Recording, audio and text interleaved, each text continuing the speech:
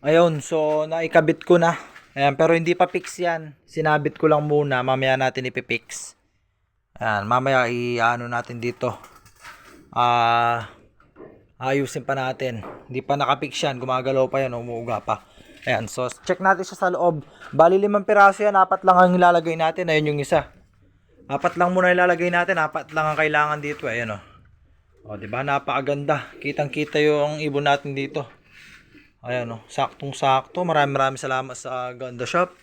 Ayan, available to sa ating yellow basket. So, check natin sa loob kung gaano siya ka-quality.